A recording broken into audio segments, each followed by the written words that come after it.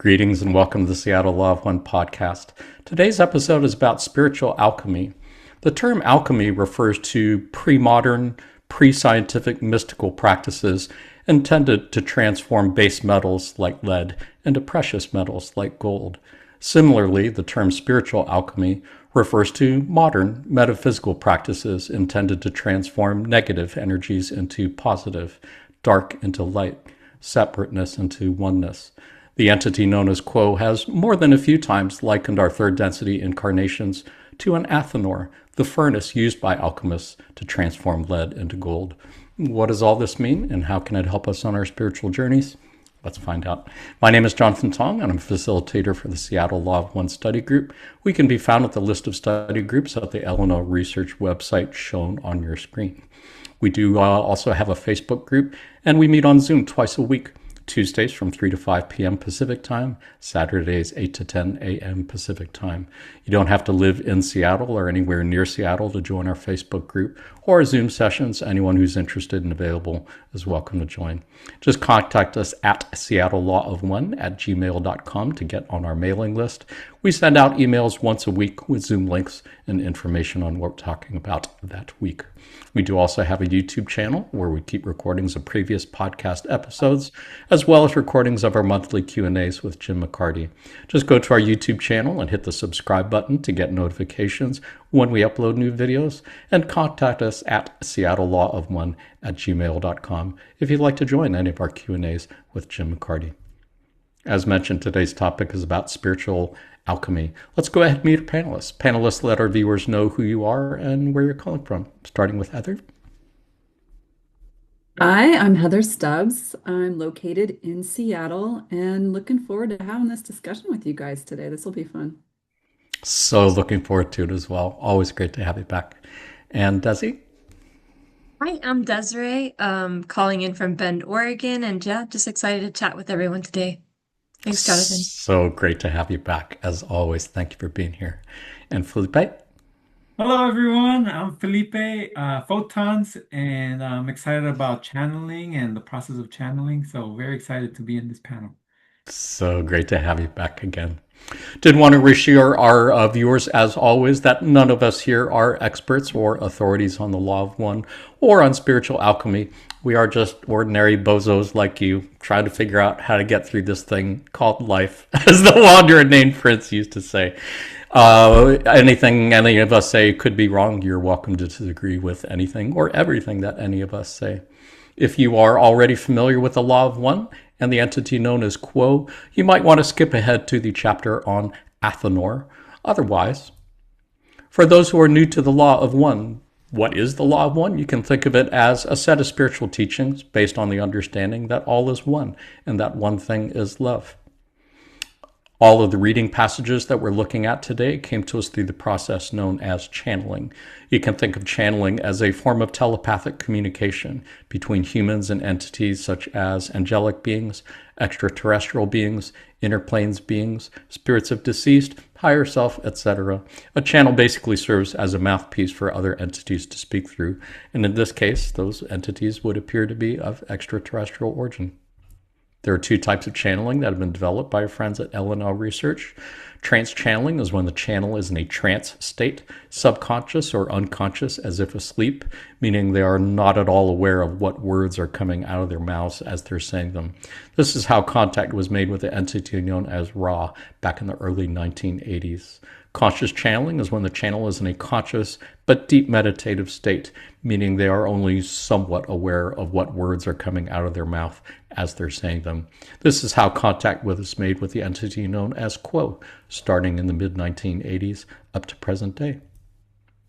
Who is Quo? You can think of Quo as a group entity made up of three social memory complexes: Ra at 6th density, Latui at 5th density, Hatan at 4th density. You can think of a social memory complex as a planetary consciousness. It would be as if the entire human population of Earth was merged into one group mind. You can think of densities or dimensions as different levels of consciousness or different levels of reality, since those two things are so closely intertwined. Imagine, if you will, that the elements of earth, fire, water, and air have some form of consciousness, as many indigenous peoples have been saying they do for centuries, We refer to that as first density. You can think of second density as the level of consciousness of plants and animals. Clearly, a significant quantum leap in consciousness above and beyond that of what we refer to as inanimate matter. You can think of third density as the level of consciousness of humans and cetaceans like whales or dolphins. Again, a significant quantum leap in consciousness above and beyond that of plants or other animals. You can think of fourth density as the level of consciousness of the social memory complex. Again, it would be as if the entire human population of Earth was merged into one single group mind. Clearly, a quantum leap in consciousness above and beyond that of an individual person. You can think of fifth, sixth densities as whatever would be comparable quantum leaps above and beyond that. There is much more that could be said on the subject, and if you're interested, check out our podcast episode on densities and dimensions. Otherwise, for now, suffice it to say, the entity known as Quo appears to be a group entity made up of three planetary consciousnesses: Ra at sixth density, Latui at fifth density, Hatan at fourth density. First contact with Quo was made by the Athanor research channeling team in 1986, almost 2 years after the end of the Ra contact in 1984. They have been channeled every month since then up to present day by the Athanor research channeling team. Transcripts of those sessions can be found at the Athanor Research Conscious Channeling Library shown on your screen. Having said all that, let's take a look at a couple passages at what has been referred to as an Athanor, the furnace used by alchemists to transform lead into gold. On November 13th, 2010, Quo said, "You are in the Athanor of life, to burn away the slag and the dross, and to find the gems and the gold that are within you. We assure you that you are precious, full of gems and full of gold, but as in the world of nature, the treasure is hidden beneath the soil of living. There are some who enjoy digging for these nuggets of gold and precious gems. There are those who are content to come across them in the process of dealing with catalyst. Either way is satisfactory, for both lead to those moments when you know why you're in the furnace and what is being burned away." And on May 17th, 2005, Quo said, "It is fairly said that your earth is as the Athanor, and you are as the magician that places base elements into the Athanor in order to make gold. It is not that you are altering beyond recognition your identity and refining yourself, but rather that you are burning away those things which you perceive as being no longer necessary to bolster or support your identity. Transformation then can be seen not so much as a dropping away of one whole identity and the picking up of another, as it can be seen to be a process of simplification, where you are cleaning away the crumbs of self that have been used up, brushing the garment of self to remove these crumbs from your invisible and shining self, so that the clothing which you wear before the one infinite Creator is ever more truly a representative of your heart and your soul." Beautiful passages, and I most definitely never heard the word Athanor until running across it in channeling sessions, but it does actually pop up quite a few times, and I just tried to pick two that I thought were interesting. What do you think, Heather? Any thoughts on anything here? Yeah, I love the idea of this, right? It kind of exemplifies the game, I guess, that we're kind of trying to play here. We're trying to figure out or get back to our true state of oneness. In the first passage, it's like they give us two routes, right? So we can either, it says, there are those who are content to come across them in the process of dealing with catalyst. And then there are some who enjoy digging for those nuggets of gold and precious gems. So I feel like that the digging is maybe more like meditation and self-inquiry. And then the other one is the one I feel like we deal with most often, right? Is like the catalysts that come our way every day, and we're dealing with them. And until we really stop to look at them, can we start to maybe transform? It usually takes a lot of repetitive catalysts for me to. I was going to ask, which type are you? Do you enjoy the digging and mining for them, or do you just let them happen through catalysts? I think most of the time it just happens, right? That's part of being human. So, yeah, beautiful stuff. It's part of having a regular 9 to 5 job too. I think most of us really don't have a lot of spare time on our hands to do metaphysical mining and such. What do you think, Desi? Anything to add? I really like the second paragraph where it talks about altering beyond recognition your identity. It's more about burning away things that aren't you. I think sometimes we get caught up in stories and identities that aren't us, but we get really attached to them. And so I think it's important to kind of like be curious about it. If something's triggering you or causing you to act in ways that are not of love, then to question, hey, like, why am I so attached to that idea or that story? But yeah. Yeah, for sure. Yeah. I believe the terms slag and dross are actually metallurgy terms that just refer to impurities that come out of metal as you're refining it in the fire. Yeah, I agree. I think it's a beautiful visual and a great way to look at it, that we're not like destroying one identity and creating a new one. We're just kind of gradually removing the things that are not your true self. And that's a beautiful process for sure. Oh, what do you think, Felipe? Any thoughts on anything? Anything? Yes. This made me think of how when we're born and we're babies and we are emanating this like unconditional love, but then eventually through the soil of living, we're picking up like distortions. And I feel another example would be like feral cats, right? Like when they are out in the wild, they assume this identity that they need to be tough, right? And so I feel as we go through life, we have to undo those distortions that we picked up. So for me, on the second part, on the Athanor, kind of made more sense for me to think of it as a container. And the elements that we put into the Athanor are our experiences, right? And when we're burning away those things, there's a passage that says there's only one law, that is the law of one, and everything else is a distortion. And distortions can be helpful for us to like gain an experience, but eventually it's a process of healing from those and undoing those distortions. Yeah, the very word distortion hints that we are not pure in who we are. So trying to remove those distortions to be able to see more clearly and perceive more clearly. It's a great visual. Yeah, and one more thing, so we're all unique individuals, right? We have like a personality that is in like our inner being. And so I feel that as we do away these distortions, the more we integrate into the purity of our personality. That's the third passage that says that we become more truly representative of who we are. Yeah. Yeah. Yeah, it's a beautiful thing. I'm reminded of a passage. I think they've used this metaphor more than a couple times about the statue. It's like the sculptor who starts with a block of marble and can already visualize what the final thing will look like, let's say an elephant. And so the sculpting process is just chipping away everything that's not an elephant. I think that's kind of what we are too, trying to chip away those parts of ourselves that are not the one infinite creator. Clearly have a long way to go on that. Anybody have any other thoughts on these couple passages before we look at another one? Cool.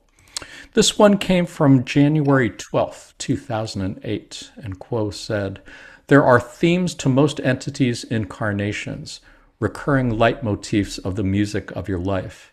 For this instrument, for instance, the theme is the study of how to offer love without the expectation of return. It is a powerful lesson in that one learns again and again that one's life is not the life of one who reacts, but one who offers up from creative or generative heart that which is given without any expectation of anything in return.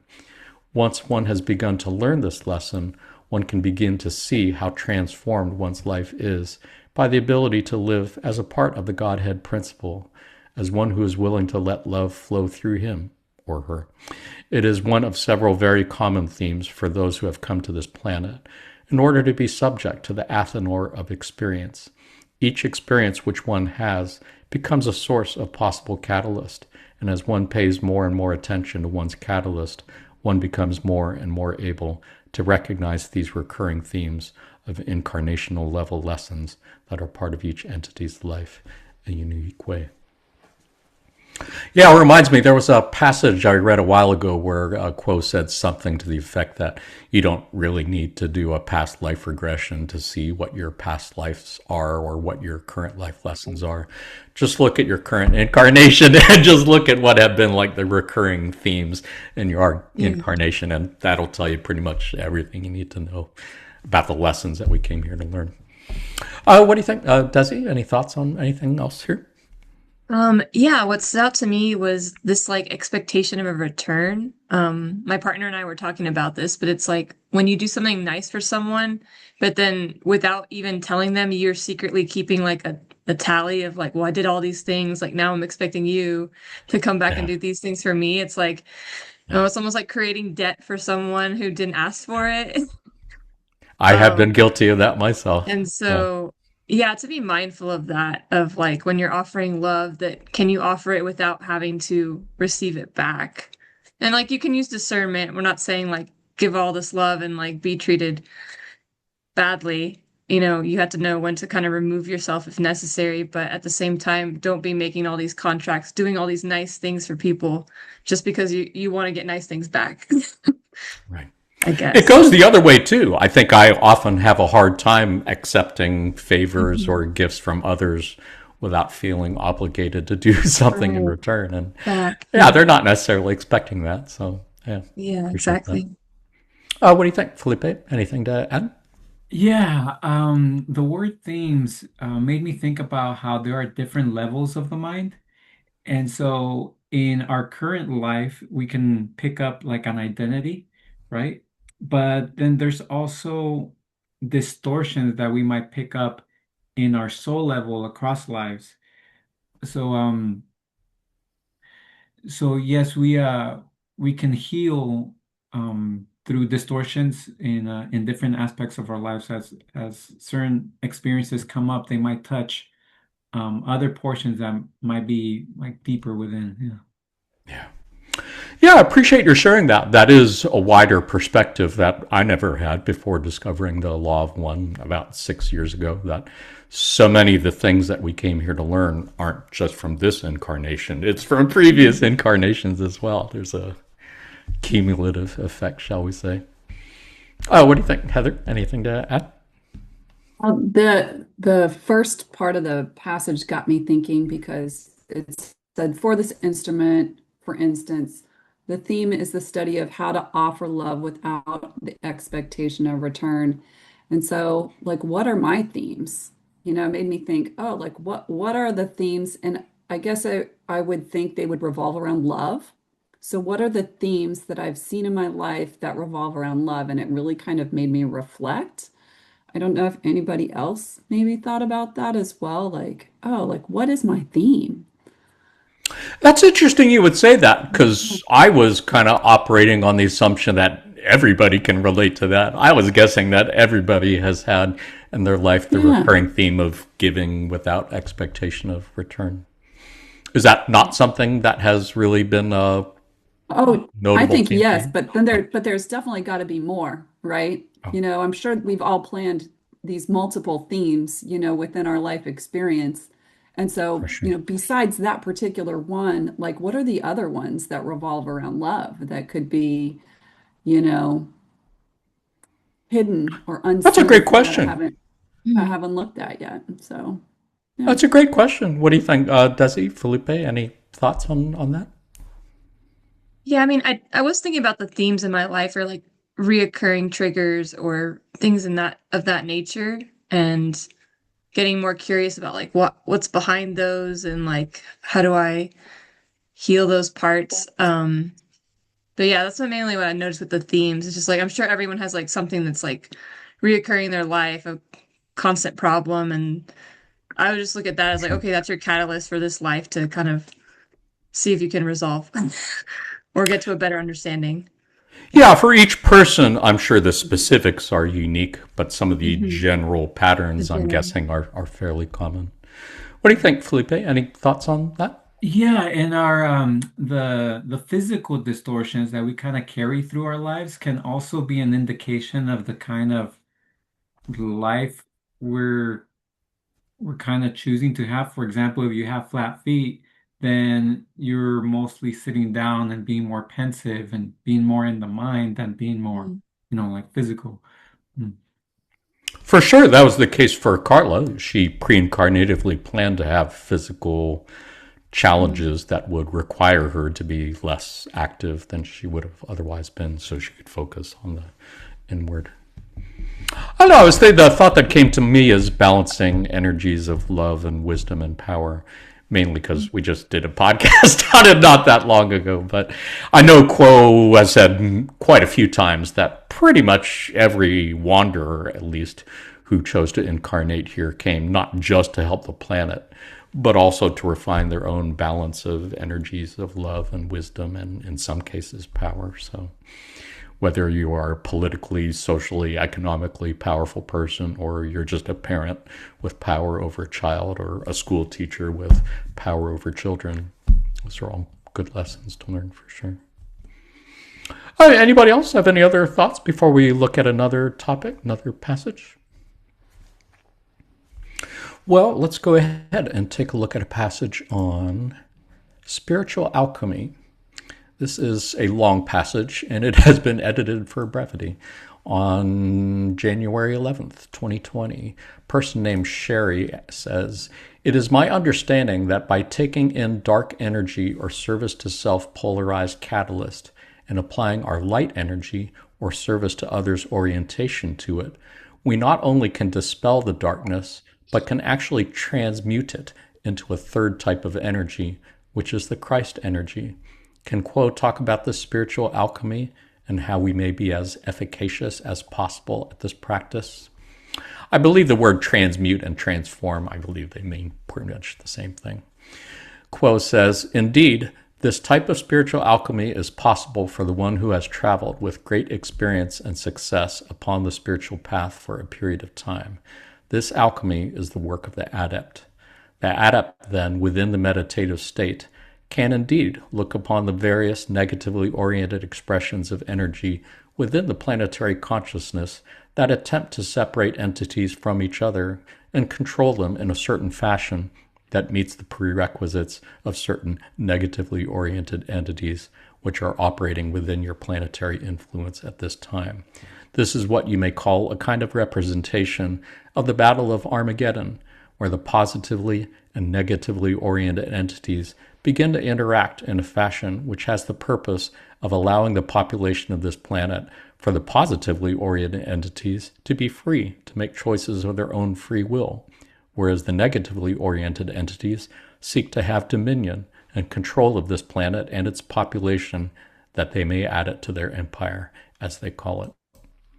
The adept, then, within the meditative state, may see this battle being fought so that there are various negative energies in motion that may be perceived within the population of the planet as country against country, or faction against faction. Even family member against family member may be seen to be partaking in this type of negatively oriented energizing of the desire to control for the benefit of the self. These energies, then, are seen by the adept as that which can be surrounded by the love and the light of the adept, as it channels this love and light from the one infinite creator through its being to the energies in motion, in order to engulf them and completely surround them with the unconditional love of the open heart. Therefore, as the adept is able to see this image as a visualization within its one-pointed focus in meditation, then it may transmit further positively oriented love and light to these energies so that they are permeated with the love and light thusly transmitted. This is a type of visualization that, when it can be held in the mind for a number of minutes, may indeed be able to transform in some degree the negatively oriented energies in motion upon your planet at this time." Yeah, super fascinating. I really appreciate the descriptions here, and it really does seem to very accurately describe what the world today looks like to me.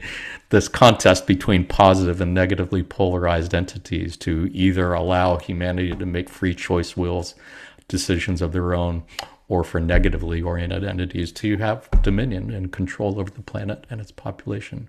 That does seem to be what it looks like out there, to me at least. What do you think, Felipe? Any thoughts on anything here? Yes. One thing that called my attention was that this is a battle. So there are two sides that are actively engaging, right? So there's the service to self and there's the service to others. Um, I felt that for the most part, this part of this meditation transcript focused on the visualization, how in the meditative state we can create consciousness in the level of the planetary mind, right? But there are also other ways we can make changes in consciousness, such as through mindfulness, conscious living, right? The way we interact with others, we can share those understandings of love. And there's also dream work. So I just wanted to, I know it was abbreviated, but the second part, what follows this passage was also very important for me. It said there are other means by which this type of experience may also be provided. It says to allow the adept to have further experience at bringing the love and the light of the one infinite creator into the beingness to be beamed as a kind of beacon to those that it will encounter as it moves through its daily round of activity. So I just wanted to mention that yes, we can affect the mind through visualization meditation, but we can also be more conscious, active participants in our physical day-to-day lives. Yeah. Yeah, so beautifully said. I really appreciate that, especially since one could say the focus of this passage seems to be on like changing the world or engaging in these worldwide conflicts, whereas, as I think you're saying, really the best way to heal the world is to do the inner work of healing oneself and not really worry that much about trying to change the outer world. I think that is very wise indeed. What do you think? Heather, anything to add? Well, thanks, Felipe, for bringing that up because I think that's beautiful. Yeah. And really probably more, I would feel like the way most people try to, or most wanderers maybe try to interact in a daily environment than, holding those visualizations in the meditative state.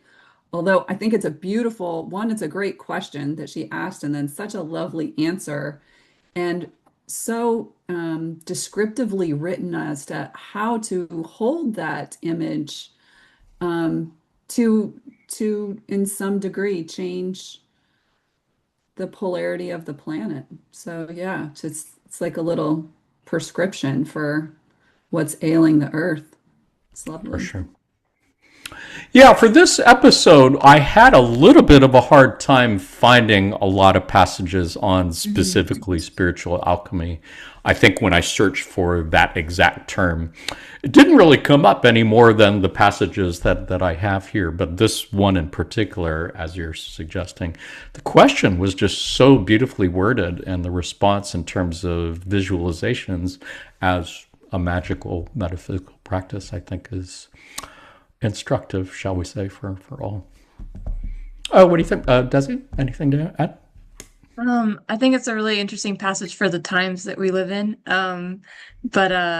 Yeah, it made me think that like sometimes it's not necessarily about like a fighting energy towards like the negative polarized beings, but more just like living as a being that's emanating love, and that being that showing it. That's more, yeah, it's not to like directly fight it. It's more just to like work on yourself, and then that will inevitably spill over into all the people that you interact with and raise their vibration. So but yeah, to not focus on like that fighting energy, I guess. Well said. Agreed 100%. And this might be a good point to add a couple things. For one thing, they are talking a lot about meditations here and visualizations here. And that, I would say, is a big part of the Gaia meditations that Jim and Carla started in 2001, shortly after the 9/11 attacks. They have been doing them every day, because that's what Quo suggested, at 4 p.m. Pacific time and 7 p.m. Eastern time. And we have timed our Tuesday Zoom sessions for the Seattle group to coincide with that time, so that we can be meditating with Jim, who I know always meditates for about 15 minutes at that time, and anyone else who does too. So I want to encourage viewers or anyone who is interested in being part of the Law of Squares edition of that Prayer for Peace to join. Also did want to mention, we did a podcast episode not too long ago on thought wars, about the wars in heaven, as they're called, between positively and negatively oriented social memory complexes in fourth density, and how so many of those are kind of continuations of the things from third density. And looked at a lot of great passages suggesting what Desiree said.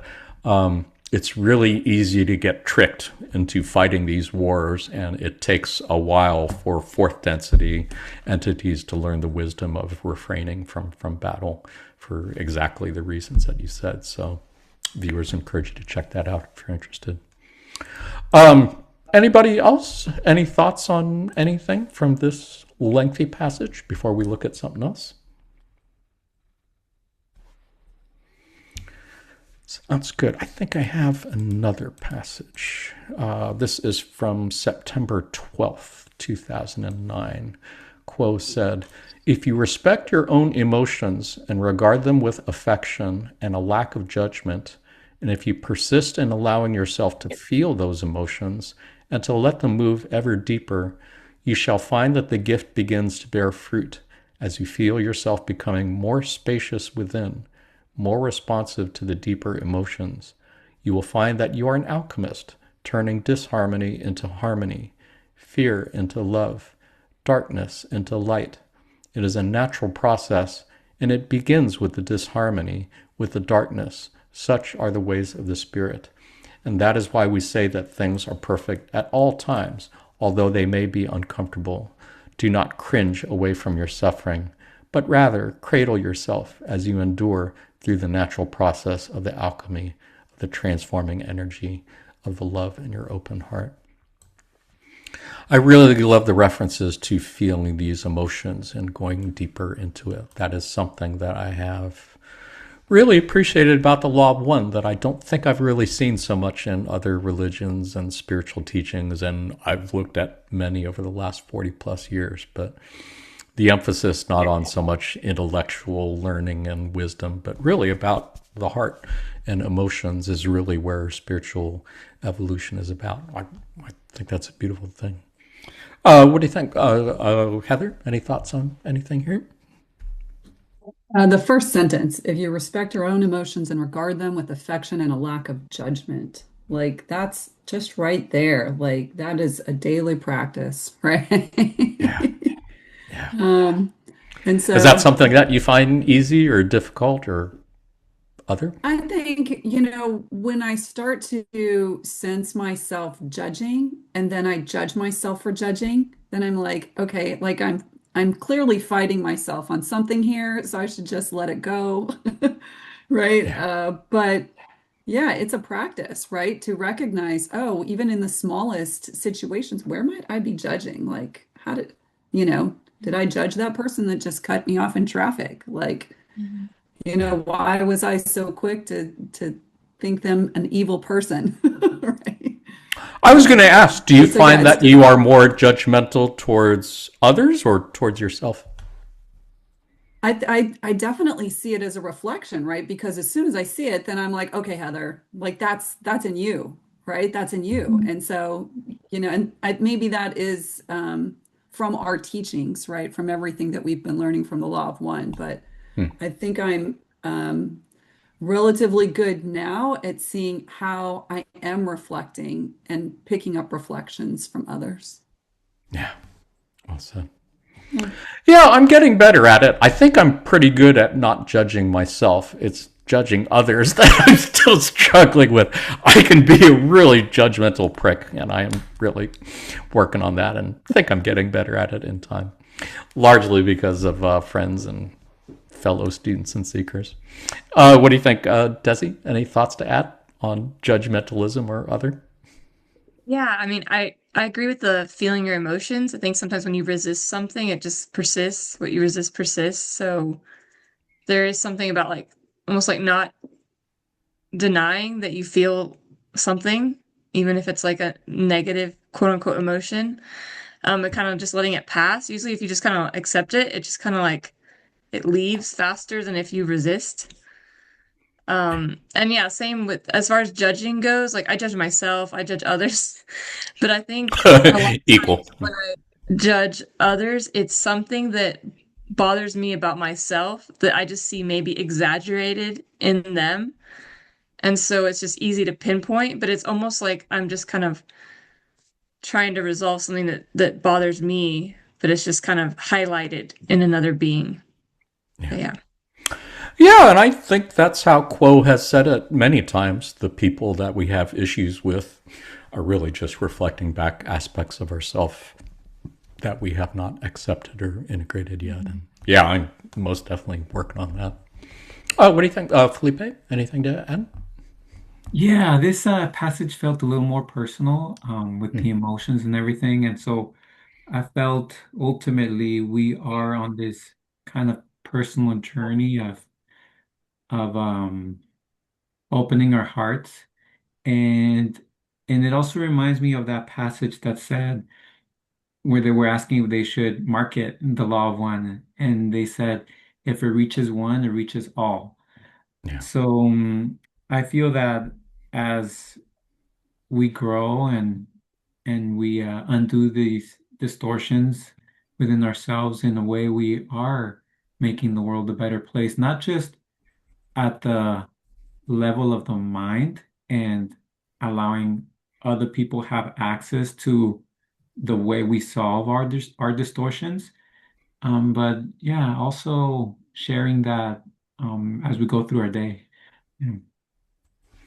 Yeah, beautifully said. Really, really appreciate that.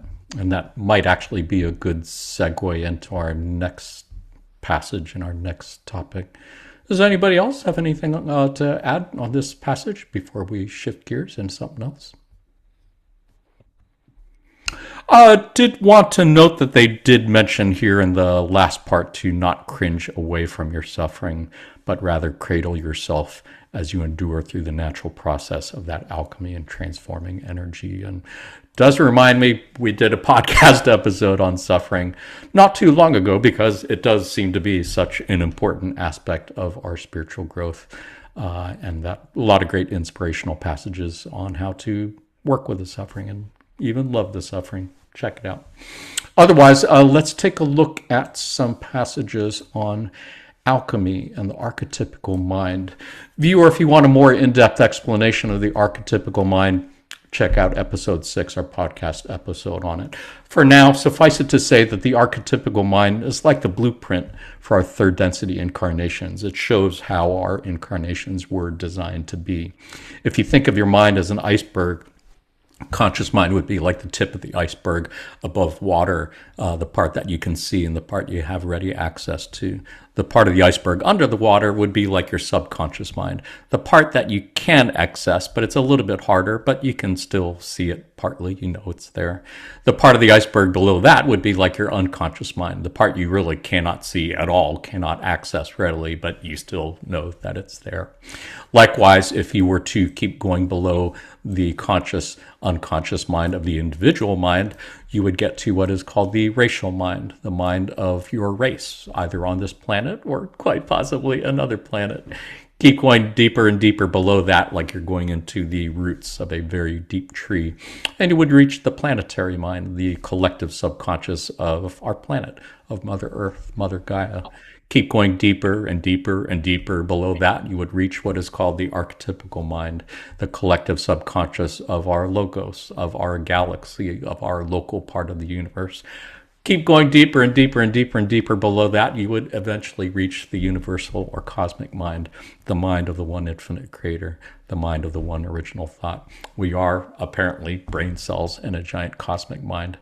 The archetypical mind consists of 22 images representing 7 archetypes of the mind, 7 of the body, 7 of the spirit, plus the choice, a 22nd archetype that kind of goes with all of them.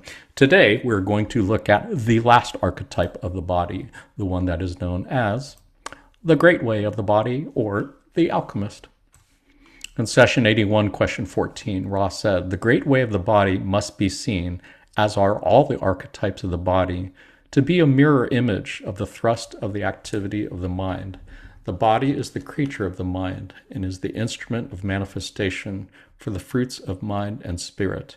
Therefore, you may see the body as providing the Athanor through which the alchemist manifests gold." And on May 11th, 2022, Quo said, "The body is not a stumbling block to be overcome. It is an integral manifestation of the self, which particularly in your illusion serves as a teaching tool, reflecting back to the self where its blockages, imbalances, and learning may lie for that catalyst, and it is often this way, which is not fully processed and integrated by the mind." Ra likened it to the Athanor, within which the soul experiences the fires, the forging fires of third density, that forge not only the shape of the identity, but serves to transmute that which is dense into that which is fine. The body will undergo upgrades, shall we say, becoming a closer ally upon the journey, giving more ability for the entity to express its beingness, to become a vehicle of giving and receiving love, and further granting opportunities and abilities for the entity to polarize its consciousness. Really beautiful passages, and not a lot was said in the raw contact about the archetypes of body or spirit. The focus was pretty much on the mind. That's all Don had time to ask about. So I find these passages super fascinating, especially in referring to the body as like the Athanor for all of this alchemy to take place. What do you think, Desi? Any thoughts on either of these passages? Yeah, I think that sentence about the body is a creature of the mind and is the instrumentation of manifestation for the fruits of mind and spirit. Yeah, sometimes I am thinking about like, okay, what is going on in my mind and in my spirit that's like manifesting in the body? It's kind of like another clue of like what's going on. Yeah. And yeah, that's kind of what stuck out to me there.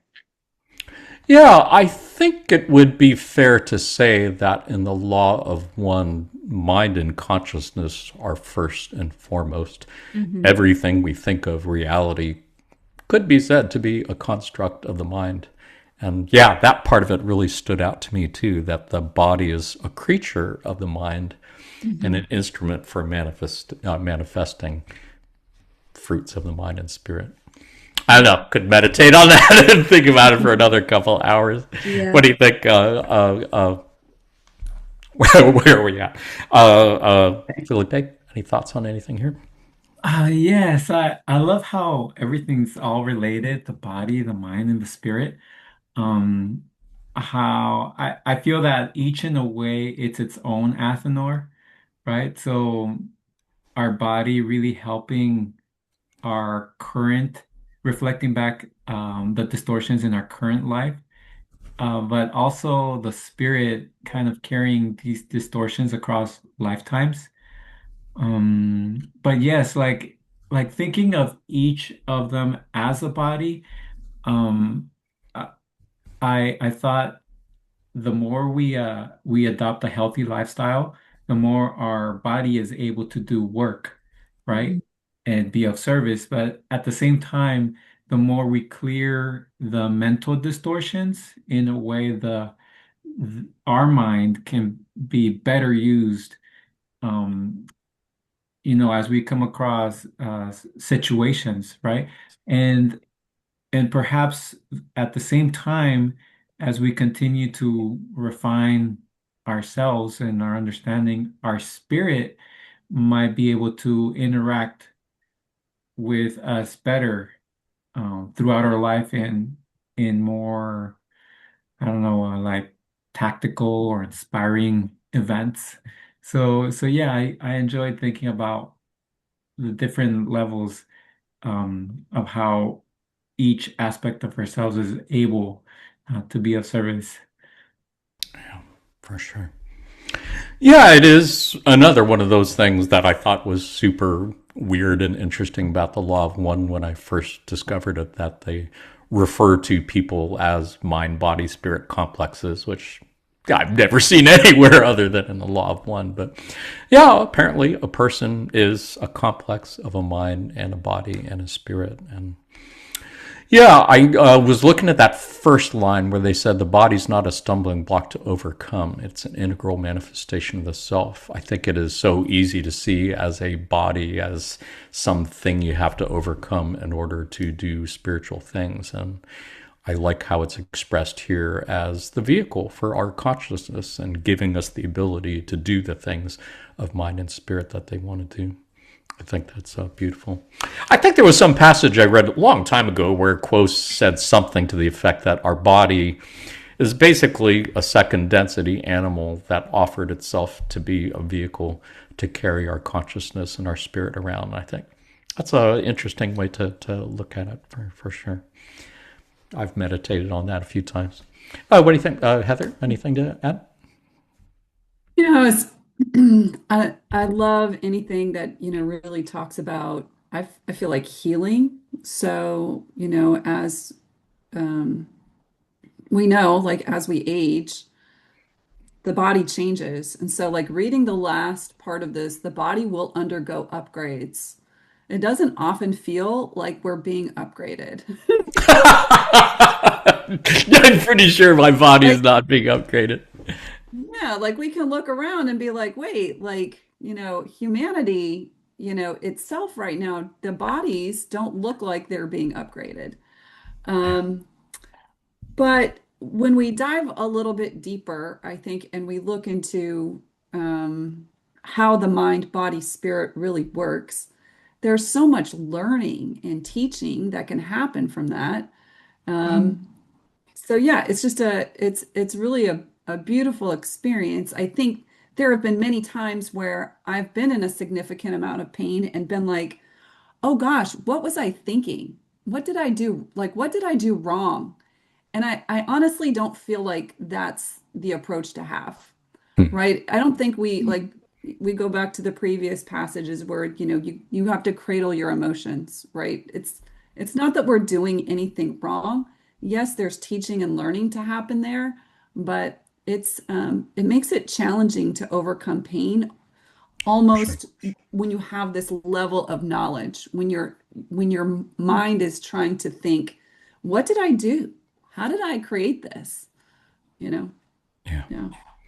Well, I think it was in that podcast episode on suffering where we were looking at passages related to extreme physical difficulties or traumatic experiences. And I think they were saying something to the effect that you do it for the heavy lifting, because if you just lift 1 pound weights, you're not really going to build your muscles. And if that's the reason that so many entities chose to have pain and suffering in this incarnation in order to provide for heavy lifting for the spiritual muscles, I guess.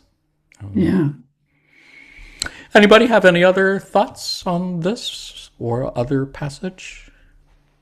I guess I like to think that hopefully we are upgrading our bodies in some ways. Like maybe I'm not experiencing it personally, but just people awakening abilities like clairvoyance or clairaudience, just these things that seem like only a few humans have, but maybe over time it'll be like more and more people can do those things. And it'll be kind of like you say, the mind and body are influence each other. Like if mentally you come to a greater understanding, then you'll treat your body better. But you could also start at the body and just start treating your body better, and that will help your mind. So they kind of go back and forth, I think. Yeah, really easy to treat your body like a junker car and not maintain it and care for it. And Yeah. not a nice thing to do to that second density animal that volunteered to help you this way. I don't know. When I saw that part about the body undergoing upgrades, I think the word that came to mind was downloads, because I've heard Mm. many people say that they've received spiritual downloads or downloads of information that will help them. And maybe that's what they're talking about, because I think certainly as the planet is vibrating more and more in fourth density, I think it's probably making it harder for our third density bodies to really adjust to those vibrations. Mm. I seem to remember some passage where they said, yeah, third density bodies not really that compatible with fourth density vibrations. So that's why maybe so many people feel as exhausted and run down as they do. I don't know. That's just me blabbering away again. Anybody have any other thoughts on anything here? Really enjoying the conversation. Really appreciate everything that's been shared. Shall we take a look at another passage? This is actually the last section we're going to look at. And let's take a look at a couple passages on transmutation. Don't ask me what that diagram is. I just found it in a Google image search. It was surprisingly difficult to find a good image of transmutation. On September 23rd, 2001, Quo said, "There are many entities coming from other third density planets who have made the graduation at this time, who are incarnating early within the fourth density experience of this planet in order to help it in its birth process. This is considered a great honor, for there is much catalyst at this time which these entities seek to utilize in a positive or magical sense. That is, the transmutation of the vibrations of separation into that which enhances the unity between all the peoples and the creation itself. The population of the new earth is that which is like unto the vanguard that moves first into the difficult areas of conflict and seeks to combat the difficulties with the vibrations of love. There is no direct conflict, as you are undoubtedly aware, for those who move under the banner of love are those which welcome the opportunity to transmute the dark and heavy vibrations into those which are light and full of love by the effort that they make in these latter days of your third density."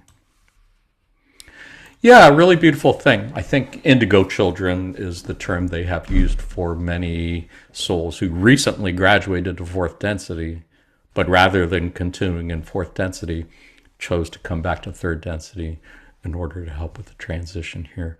Super beautiful thing to think about and contemplate. What do you think, Felipe? Any thoughts on anything here? Yeah, so it says there are many entities who have made the graduation in another third density planet. So I'm thinking there are four density souls, right? Very Right, loving. So, right. so they've gone through thousands of years of processing third density. So on the second part, it says they move into areas of conflict. So, but then it also says there's no direct conflict. So the way this passage made sense for me is to think even though there is external conflict, there is no internal conflict within them Mm. to be able to step into these situations, right? So, That's how I so was reading it too. oh, okay. So yeah, Yeah. so once again, there could be a physical action that is taking place, right?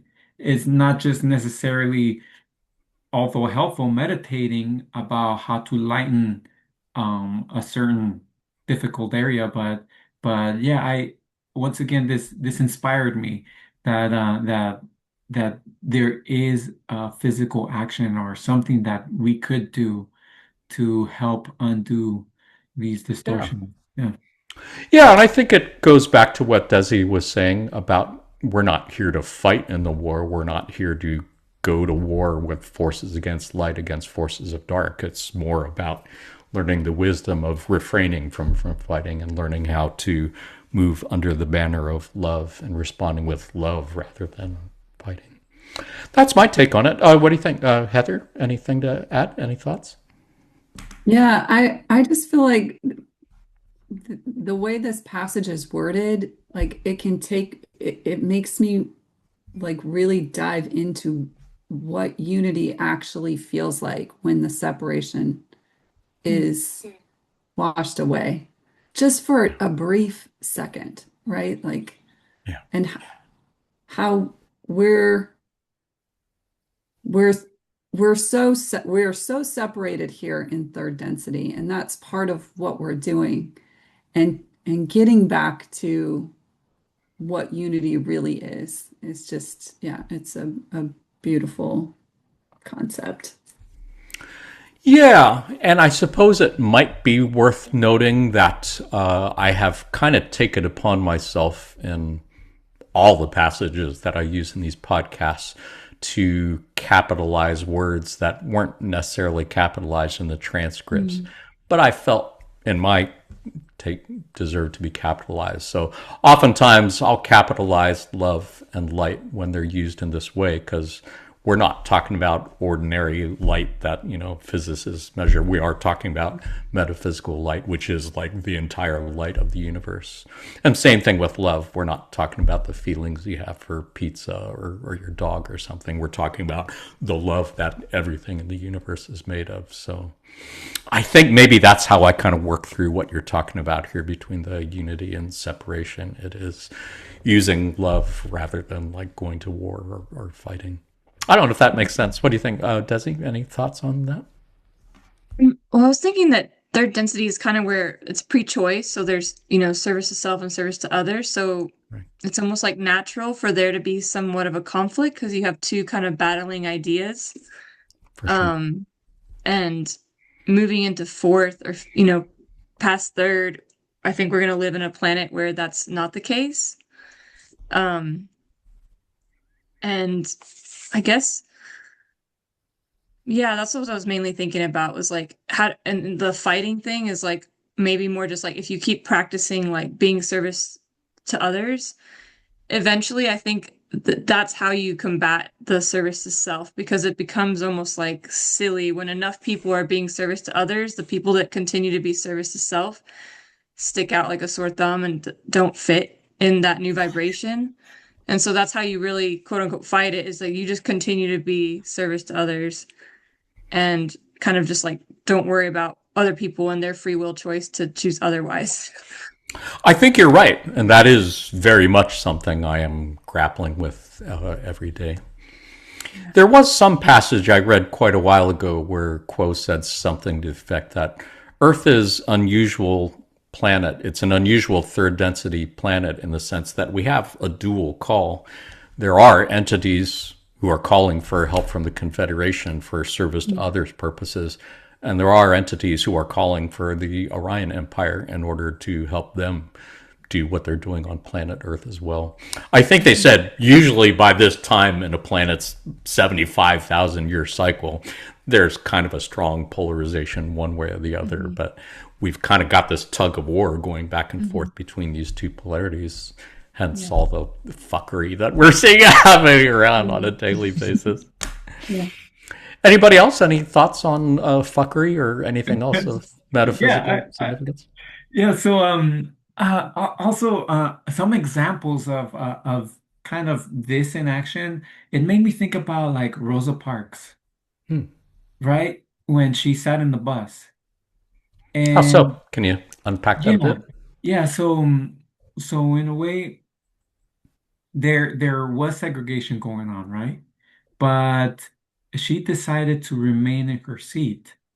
So although she wasn't violent, she was bringing love into Mhm. like the situation, right? Yeah. And that was like huge. So that is one nonviolent way of bringing love into, a difficult reality. Another That's a example great example.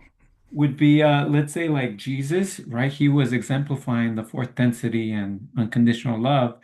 And with the wisdom that he built, through his learnings, he built this confidence to move into like these situations, right? And I would think one extreme example of moving into a situation like this was when he went into the temple and turned the tables over, Right. right?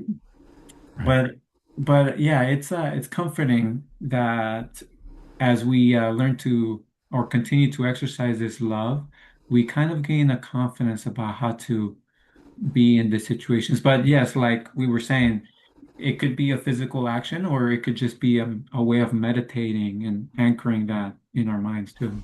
For sure. Yeah, those are both great examples. I especially appreciate the Rosa Parks one. I had not thought of it, but for sure, great example. And she did that fully intentionally. That was not some random spur of the moment decision she made. That was something that was thought about in advance. Reminds me of those thought wars again. I think it is there's passages in the Raw Contact where they talk about as service to others, social memory complexes find themselves in conflict or thought wars with negative ones. The negative entities want to enslave them, so the true service to other thing would be to let them enslave you. But and they said, well, we really wouldn't be able to do much after that. So there is that thing of how to resist being enslaved without violence, without fighting, but with love instead. And Rosa Parks, great example of that for sure. Oh, anybody else? Any thoughts on this passage? I think we got one more to look at after this. I would say as far as like the service's self direction, like I think sometimes they try to trick you into doing something against your will. Right. So just even being aware of like, am I being coerced into doing something that's against my will because it's convenient? And like you can fight it in that way. It's like, oh, maybe I just choose something that's a little less convenient, but I'm choosing my free will choice that it's more aligned with myself rather than like I'll go with the thing that's more convenient and it's favoring the people who want me to go down that route. So it doesn't have to be, it's not necessarily like I think that the negative polarity is like shackling you up in chains. Like they're giving you options and then you're just choosing the one that's more convenient that this favors your growth. Well said.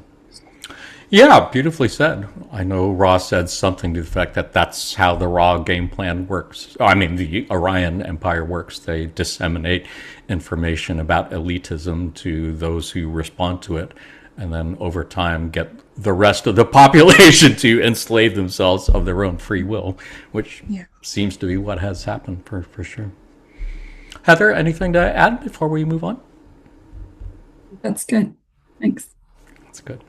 Let's take a look at one more passage. This was from October 7th, 2001. Quo said, "Each of you is a crystal instrument, and truly it is not necessary to know precisely how you are creating the melody of love, how you are shaping that instrument, which is your crystal being, so that it is able to transmute, intensify, and anchor into the planetary vibration the infinite light and love of the one Creator. It is only necessary that you surrender to that intention. The remaining details are useful, but they are more useful for the linear mind than they are in terms of the metaphysical." I think that's a great passage to close on because it's basically saying you really don't have to understand how this works. Just intend to do it and let Creator do the rest. I think is great. What do you think, Heather? Any thoughts on this one?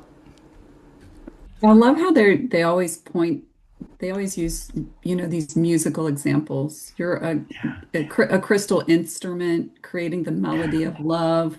It really focuses in on vibration and the feelings. So yeah, I love that about this. Me too. And again, I've studied a lot of different religions and philosophies and spiritual paths over the last 40 plus years, and I haven't really seen any that use this kind of language in this ways to inspire and teach. Love it. Desi, any thoughts? I like that it just makes it simple. It's like just choose your intention to be love and light, and you don't have to like overly explain it or understand it. It's very simple. Because that would be the tendency. Don, coming from an engineering point of view, was always like nitpicking and trying to figure out the details of how to do something. So, yeah. What do you think, Felipe? Anything to add? Oh, I love this passage. I'm just so fascinated about the idea of intention as a force. So like gravity is a force in our physical world, intention is a force in the mental world, right? Mm. So um I love that. Oh, there was another passage that talked about for example, talking more about intention, that if we were to ask our guides for help during a meditation or whenever, we do not need to be aware of our guides helping us. They are going to help us regardless of how aware we are of their help, right? So I just love this passage because um, if we're following our hearts in what we do, there might be like a negative consequence, but as long as our intention was right, everything will unfold um, well in the end. So yes, this was very comforting. Yeah. Yeah, I really appreciate your mentioning the part about intentions. That is, as they have said, that in space time, the visible world as we know it, then matter, material things have weight and thoughts don't have any weight. But in time space, as they said, the metaphysical universe is the reverse. It's thoughts and intentions that actually have weight, and physical objects which really don't have any such thing in time space. That's another trippy thing to contemplate sometime. But it's certainly important in this passage. Anybody else have any other thoughts on this passage before we start winding things down? I really like the wording of transmuting, intensifying, and anchoring into the planetary vibration. They've used the word anchor before many times, and often something I think about when I'm doing Gaia meditations, that we are, as third density incarnated beings, anchoring fourth density vibrations on the planet and for humanity as we do all the stuff that we're doing. That's a nice thing. We're all like Rosa Parks. That's I think what it's about here. Any other thoughts? Cool. So where do we go from here? What are some takeaway lessons we might have from our slightly over an hour long conversation? Today I've only got 4. First, if you can think of spiritual alchemy as transforming or transmuting negative into positive, dark into light, separateness into oneness, I think that's as good a definition as any. And that an Athanor is a furnace to burn away impurities. And that your body is basically an Athanor for the spirit. And that you don't have to understand how it works. Just intend to do it and let Creator do the rest. What do you think, Desi? Any takeaway lessons of your own you'd like to add, or final thoughts? I mean, I think like always, you do a great job of summarizing at the end. I really like the last one. You don't have to understand how it works, just intend to do it. That's a Yeah. great thought. And I think that applies to everything in the Law of One as well. What do you think, Felipe? Anything to add? Yeah, just wanted to say, um, have fun with it. One of the passages said that the purpose of our life is to experience all things that are desired. So if you want to go in there and really engage with a certain situation and you feel it's going to help in your development, do it. If you like to go more into the passive meditation and enjoy that connection with yourself, go for it. Just understand that the only expectations that you have are your own, right? So yes, owning your path and following your heart and just enjoying the experience. Don't be so hard on yourself. If your intention is on the right path, everything will um develop, according to that. So Beautifully said. Cannot emphasize that enough. Much appreciate it. Heather, anything to add? This, just reading these passages and studying this for the last week have made me question how I can use my daily experiences more to do this, right? To, be the furnace. And I work in news. So that's, I get a lot of, I observe on a daily basis many things that could be transmuted, but I don't necessarily go into my job with that intention. And to maybe start taking that intention more from my heart into that space, whatever that looks like. Yeah. Wow, that is super powerful. Yeah, thank you so much for sharing that. And hopefully that's something that we can all do, figure out how to do this, take this into our workplace or family place or whatever. Panelists, as always, it's been a joy and a privilege and an honor hanging out with you. I've learned a lot from you today, and hopefully viewers have too. Thank you so much for being here. Did want to let our viewers know that if you enjoyed this podcast episode, you might want to check out our podcast episodes on suffering, reprogramming the biocomputer. Blessings and Curses was a great, underappreciated, underviewed video where we looked at passages about how so many of the things that seem to be curses in our lives actually can turn out to be blessings. A little bit of spiritual alchemy there. Also, the episode on magic, transformation, featuring our good friend Felipe also, and light workers. All great episodes where we go deeper into stuff that we just kind of touched on today. Otherwise, that brings us to our pop quiz. Pop quiz, of course, is something we always like to do at the end of our podcast, just to end our otherwise serious conversations on a lighter note and maybe look for Law of One connections in pop culture. Since today we all learned what an Athanor was today, an obscure word that I'm pretty sure none of us knew before looking at the Law of One channeling transcripts, today we're going to have a pop quiz on Law of One vocab. Many are the times I've wished that I've learned about the Law of One in high school. Not so I could have begun my spiritual awakening early. I just think it would have helped me do better on the SATs.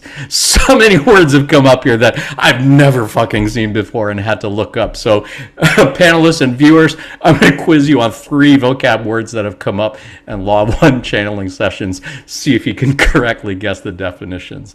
As always, the points don't matter. If you had fun, you won. If you learned a new word, you won as well. Panelists, are you ready for your first word? Yes, and I just want to say I'm not competitive, but there will be blood. Good. You understand the spirit of the game. Well said. First question. What is another word for intransigence? Is it A, impermanence, B, stubbornness, C, massiveness, or D, decadence? No fair looking up on your phone, by the way. This is a closed book pop quiz. I'm gonna What do go you with think? B. B is a good I'm gonna go guess. stubborn. Yeah. What do you think, Desi, Felipe? I'm thinking it's the opposite of something that's transient, so it's not A. Um, I would go with You're B as guessing well. A is the opposite of intransigence? Yeah. Well, you're So narrowing it maybe down. B. Yeah, I think B. Nice. What do you think, Felipe? Oh, I'm gonna go with A, impermanence. It just sounds like intransient or yeah. It does. It seems like it. Yeah. It's like they're all trick questions. Yeah. Correct answer indeed is A, or stubbornness. Intransigence refers to stubbornness, Stubbornness. refusal to change. This was from February 24th, 2024, not that long ago. Quote said, "This chronic condition of non-polarity is that to which we refer as the sinkhole of indifference. What is the source of this avoidance of catalyst use? What is this apathy, this indifference, this intransigence?" We correct this instrument. This Stubbornness. addiction, so to speak, to distraction, sleep, and unconsciousness, almost as if many upon your sphere do not wish to face the self to begin the journey of waking up. So one of the few times I've seen Quo get a little bit pissy here. He seemed to be a little bit annoyed about people's refusal to get out of the sinkhole. How about another one? Crenellations are most likely to be found where? A, on a castle, B, in one's brain, C, on a sheet of paper, or D, in the earth. What do you think? No idea on this one. I'm gonna go with D in the earth. It's a good guess.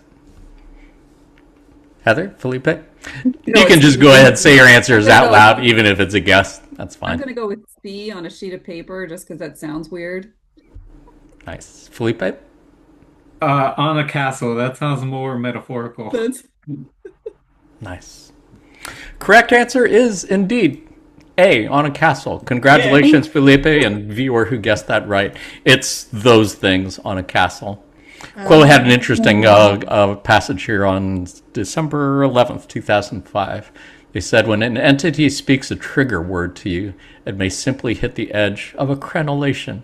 And you can certainly stand at that crenellation and loose an arrow that destroys the entity that spoke that word. But that word has hit its mark, and the entire structure of that pain is brought forward. You perhaps did not know that you had this buried treasure of unexplored catalyst. That one word that triggers all those painful feelings makes it entirely clear that the gift is yet to be unwrapped. The work is yet to be done. Words I have never seen before and almost guaranteed never going to use these in a conversation. Except maybe about the law of one. How about one more? What is the opposite of nimiety? Is it A, anxiety, rhymes, B, brilliance, C, interaction, or D, shortage? What do you think, panelists? I think C, interaction. C's a good guess. I'm going to go with B for the heck of it. B's a good guess. Yeah, I'm Felipe? going with B, brilliance. Let's see. Nice. Nimiety sounds kind of negative. Viewer, let's see how you did. The correct answer is nimiety is actually an excess, a surplus, an overabundance of something. So shortage would be kind of like the opposite of that. In session 52, question 8 of the raw contact, Dawn said, I sense possibly a connection between what you just said and why so many wanderers have selected harvest time on this planet to incarnate. Am I correct? This is a vague notion. Ra, I am Ra. It is correct that in the chance to remember that which has been lost in the forgetting, there is a nimiety of opportunity for positive polarization. I asked Jim at one of our Q&As if Carla ever used a word that she had never seen before or used before, and he said, nope, she was just a really avid crossword puzzle person, avid reader, and all of these vocab words, she did actually know the meaning of them, which is amazing to me. Panelists, would you say you had a nimiety of fun today? Yes. Yeah, I got to think about that word again. Those are some big words. Well, hopefully you had a nimiety of fun and a good ass time here. It has been a pleasure and a joy as always. Panelists, thank you for all you've done and continue to do in service to others. To all our friends at L&L Research, thank you for all you've done and continue to do in service to others. To you who are watching this on video at some time in the near or maybe distant future, thank you for all you've done and continue to do in service to others. We are sending you our love light and we are receiving yours. Until next time, in the love and light of the one infinite creator. Adonai. Namaste. Adonai.